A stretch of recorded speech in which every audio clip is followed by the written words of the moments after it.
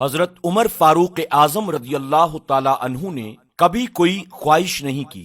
एक दिन आपका मछली खाने को दिल चाहा तो आपने अपने गुलाम यरका से इस ख्वाहिश का इजहार फरमाया। यरका आपका बड़ा वफादार गुलाम था। एक दिन आपने फरमाया, यरका आज मेरा मछली खाने को दिल करता है, लेकिन मसला ये है कि 8 मील दूर जाना पड़ेगा दरिया के पास मछली लेने और 8 मील वापस आना पड़ेगा मछली लेकर। फिर आपने फरमाया, रहने दो, एक छोटी सी ख्वाहिश के लिए अपने आप को इतनी बड़ी मशक्कत में डालना अच्छा नहीं लगता। 8 मील जाना और 8 मील वापस आना सिर्फ मेरी मछली के लिए। छोड़ो यरका, अगर करीब से मिलती तो और बात थी। गुलाम कहता है, मैं कई सालों से आपका खादिम था, पर आपने कभी भी किसी बात की कोई ख्वाहिश नहीं की, पर आज जब ख्वाहिश की है तो मैंने दिल में ख्याल किया कि हजरत उमर फारूक आजम ने पहली मर्तबा किसी बात की ख्वाहिश की है और मैं उसे पूरा न करूं, ऐसा कैसे हो सकता है।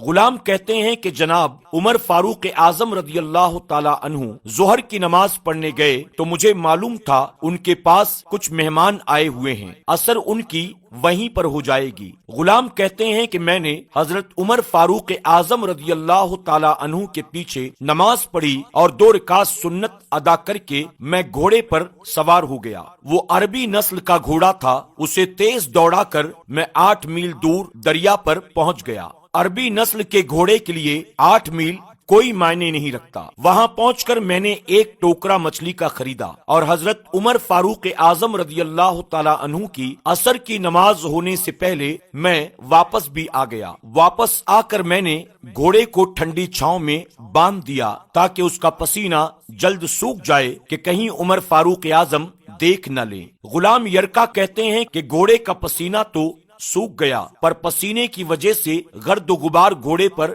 जम गया था, जिससे वाज़े तौर पर ये नजर आ रहा था कि घोड़ा कहीं सफर पर जाकर आया है। फिर मैंने सोचा कि हजरत उमर फारूक आजम कहीं देख न लें। मैं जल्दी से घोड़े को कुएं पर ले गया और मैंने उसको गुस्ल कराया और उसे लाकर छांव में दोबारा बांध दिया।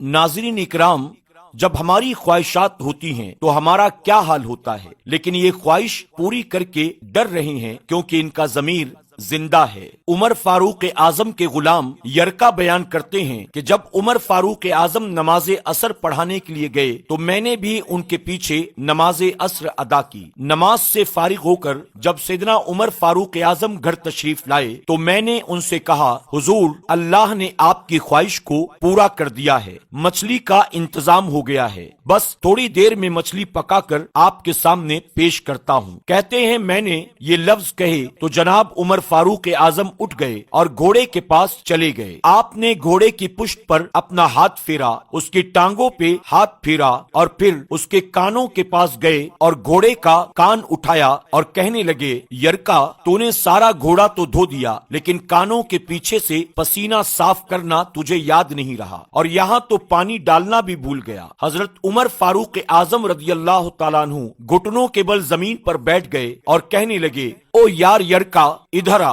तेरी वफा में मुझे कोई शक नहीं है और मैं कोई बहुत ज्यादा नेक आदमी भी नहीं हूँ, कोई परहेजगार भी नहीं हूँ। मैं तो हर वक्त अल्लाह से दुआएं मांगता हूँ, ऐ अल्लाह, कयामत के दिन मेरी नेकियां और बुराइयां बराबर करके तू मुझे माफ फरमा देना। मैंने कोई बहुत ज्यादा तकवा भी इख्तियार नहीं किया। और बात को जारी रखते हुए आप फरमाने लगे, यार यरका, एक बात तो बता, अगर ये घोड़ा कयामत के दिन अल्लाह की बारगाह में फरियाद करने लगेगा कि या अल्लाह, उमर ने मुझे अपनी एक ख्वाहिश पूरी करने के लिए 16 मील का सफर तय कराया है, ऐ अल्लाह, मैं जानवर था, बेजबान था, 16 मील का सफर सिर्फ एक ख्वाहिश को पूरी करने के लिए, तो फिर यरका तू बता, मेरे जैसा कमजोर वजूद का आदमी अपने मालिक के हुजूर घोड़े के सवाल का जवाब भला कैसे देगा। यरका बयान करते हैं, मैं अपने बाप के फौत होने पर इतना नहीं रोया था जितना आज रोया हूँ। मैं तड़प उठा कि अल्लाह, ये कैसी सोच है।